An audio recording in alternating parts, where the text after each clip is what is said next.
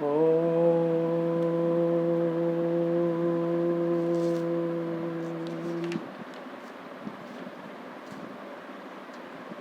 आज यह कक्षा शास्त्री प्रथम वर्ष के लिए लगाई गई है। जो छात्र शास्त्री प्रथम वर्ष में साहित्य आदि विषय लेकर पढ़ रहे हैं, उनका अनिवार्य प्रथम पत्र व्याकरण है, जिसमें लघु सिद्धांत पाठ्य पुस्तक निर्धारित है, जिसका संधि प्रकरण, समास प्रकरण और कारक प्रकरण पढ़ना है। आज हम लोग व्यंजन संधि में पुनः पढ़ेंगे। आज का पाठ सीतुक सूत्र से प्रारंभ हो रहा है। इसमें बतला रहे हैं नान्तस्य पदान्तस्य नस्य से परे तुग्वा। पदांत नकार से परे अगर तालव्य स मिलता हो तो वहाँ तुक का आगम होता है। पदांत नकार से परे अगर स मिलता हो तो वहाँ तुक का आगम होता है। अब यहाँ यह ध्यान रखना चाहिए कि तुक का आगम किसको होगा। तो कहते हैं पदांत नकार को ही तुक के आगम होगा, अगर तालब स परे में होगा तब। अब पदांत नकार को जब तुक के आगम होगा तो नकार से पहले होगा कि नकार के बाद में होगा, ये विचारणीय विषय है। इस पर कहते हैं आद्यंतौ टकितौ, आदि अंतौ टीत कितौ। आदि टीत में हो, टीत जो होता है आदि में होता है, कित और अंत में होता है। तो जो आदेश से टीत होगा वह आदि में होगा और कित होगा वह तो अंत में होगा। तो यह तुक जो होने जा रहा है वह तुक कित है, इसलिए कि तुक के ककार की संज्ञा करनी है, इत संज्ञा होगी और उसका लोप होगा। तो यह निर्णय हो गया कि नांत यदि पद है तो उस नांत पद के नकार से परे में तुक के आगम होगा, अगर तालब स परे में होगा तब। और यह कार्य विकल्प से होगा। कहा कि जैसे, उदाहरण दीजिए। देते हैं उदाहरण सन शंभु। उदाहरण क्या देते हैं? सन शंभु। अब देखिए नांत पद है कि नहीं, सन नांत पद है, तो इस नांत पद के नकार को तुक के आगम होगा। शंभु वाला तालब स परे में है, तो तालब स परे में है तो सन के नकार को तुक का आगम होगा। अब वह तुक का आगम न से पूर्व नहीं होगा, पर में होगा, क्योंकि यह कित है। तो बन गया, क्या बन जाएगा? सन तुक शंभु। सन तुक शंभु। याद रहे कि यह तुक का आगम विकल्प से हुआ है। तुक का आगम हो भी सकता है और नहीं भी हो सकता है, तो यह विकल्प से हुआ है तुक के आगम, तो सन तुक शंभु बन गया। अब यहाँ तुक के ककार की हलंत्यम सहित संज्ञा हो गई, उकार का उपदेश नासिकित सहित संज्ञा हो गई और तस्य लोप से लोप हो गया। बच गया सन त शंभु। ये सन त शंभु बन गया। अब देखिए सन त शंभु बन गया। इस स्थिति में एक सूत्र और आता है साक्षोटी। ये सूत्र कहता है झय से परे सकार अगर हो, तालब स हो, तो झय से परे सकार को छ हो जाता है। साक्षोटी, झय से सकार से परे सकार को छ होता है। अगर उस सकार से अठ परे में हो तब, तो शंभु में जो स में अ है वो अठ प्रत्याहार में आता है। उनके अ से हैबरट के ट तक अठ प्रत्याहार बनेगा। तो अठ परे में है और झय से परे झय प्रत्याहार में तुक वाला त का पाठ आता है। तो झय से परे सकार हो गया, इसलिए उस सकार के स्थान में तालब स के स्थान में छ हो जाएगा। तो क्या बन जाएगा? सानत छंभु हो जाएगा, सानत छंभु। और यह भी विकल्प से हुआ है, हो भी सकता है और नहीं भी हो सकता है। अब सानत छंभु बन गया तो त बेचारा क्या करेगा? त के स्थान में भी यहां स्तोहश्चुनाश्चुह कहता है, तवर्ग के स्थान में तालब तवर्ग के स्थान में चवर्ग हो जाता है। अगर तालब स या चवर्ग का योग हो तब, तो चवर्ग का तो योग है ही है छंभु का छ, तो तवर्ग के स्थान में चवर्ग हो जाएगा। तो चवर्ग में तवर्ग का पहला वर्ण त है, तो चवर्ग का पहला वर्ण भी च हो जाएगा।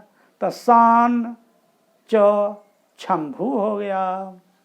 अब सन के न पुनः, यह भी तवर्ग है, तो इस तवर्ग के स्थान में भी चवर्ग हो जाएगा। आगे चवर्ग का योग है, तो चवर्ग का योग च हो गया, इसलिए सन के नकार के स्थान में भी चवर्ग आदेश हो गया। तो यह तवर्ग का पांचवा वर्ण था, इसलिए यहाँ भी चवर्ग का पांचवा वर्ण य हो गया, बन गया संय च छंभो।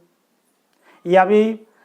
इसके बाद अब देखिए एक सूत्र है झरो झरी सवर्णे हलः परस्य झरो वालोपो सवर्णे झड़ी। हल से परे झर का लोप होता है, सवर्ण झर परे में हो तब। हल है संय, जिसको आपने अभी अच्युत किया है, न से य बनाया है, हल है। उससे परे झर च, उसका लोप होगा, सवर्ण झर परे में छ है, तो लोप हो जाएगा। तो च लोप हो जाएगा, तो क्या बन जाएगा? संय छंभु। यह लोप विकल्प से हुआ है, अगर नहीं होगा लोप तो संय च छंभु, ये दूसरा रूप बना। और यहां देखिए स का छ, साक्षी से जो छ हुआ है वह भी विकल्प से हुआ है। अगर छ नहीं होगा तो तालब स ही रहेगा, शंभु। तो बन जाएगा, क्या बन जाएगा? संय च शंभु। और तुक का आगम सीतुक सूत्र से जो यहाँ तुक का आगम किया गया है, वह तुक भी विकल्प से होता है। और वह अगर तुक नहीं हुआ तो फिर जैसा रूप पहले था, क्या बन जाएगा? सन शंभु। ना को तो सन शंभु होगा और ना को तो अच्युत तो करेंगे ही, क्योंकि तालब सकार का योग है, तो संय शंभु। इस तरह से हम लोग सन शंभु को 5 प्रकार से लिख सकते हैं। संय छंभु, संय च छंभु, संय च शंभु और संय शंभु। 5 तरह से रूप शुद्ध माने गए हैं। 5 रूप संस्कृत वाङ्मय में प्रयुक्त हुए हैं और प्रयुक्त हो रहे हैं। इस तरह से आपने देखा सन शंभु, ये आगम संधि था, तुक के आगम हुआ और इससे इस रूप तरह से बना। एक सूत्र और मैं आगे पढ़ाता हूं। यह है ngमो हरस्वाद चिंगमुण नित्यम। यह कहता है हरस्व से परे जो अंगम, अंगम क्या है? अंगम प्रत्याहार है। अंगम प्रत्याहार अंगणनम, इसमें 3 वर्ण आते हैं, अंगण और न। तो अंगम प्रत्याहार में आने वाला वर्ण अंगम कहलाता है। तो हरस्व से परे जो अंगम, हरस्व के बाद जो अंगम होगा, और तदंत जो पद वह अंत में होगा, उसके बाद बना हुआ जो पद, उससे परे जो अच, उसके स्थान में क्रमशः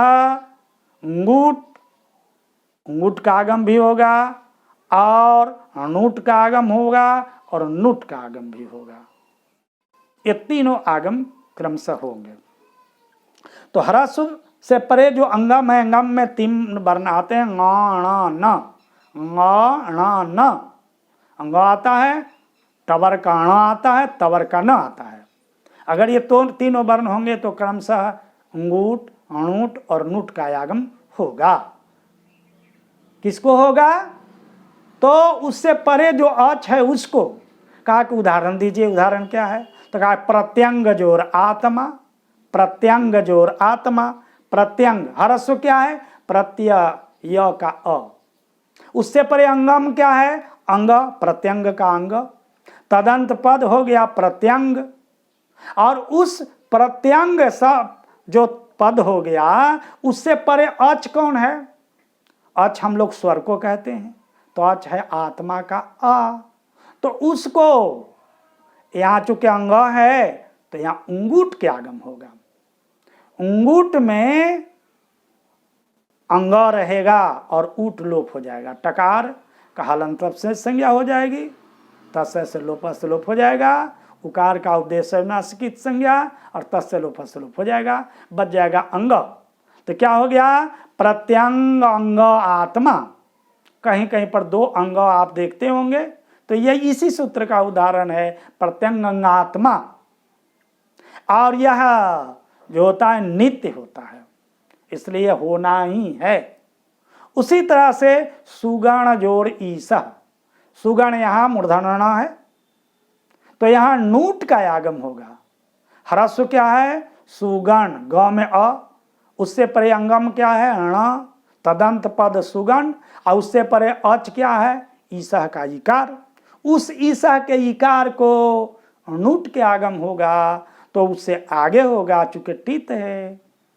तो सुगण नूट ईसा। नूट का टकार और उकार दोनों लोप हो गया, बच गया केवल न, और वह न जाके ईसा से मिल गया, सुगण ईसा। उसी तरह से सन जोर अच्युता। सन जोर अच्युता, यहाँ ह्रस्व क्या है? सन का स का अ, उससे परे अंगम है न, तदंत पद है सन, उससे परे अच क्या है? अच्युता का अ। उसको हो गया यहाँ नूट का आगम।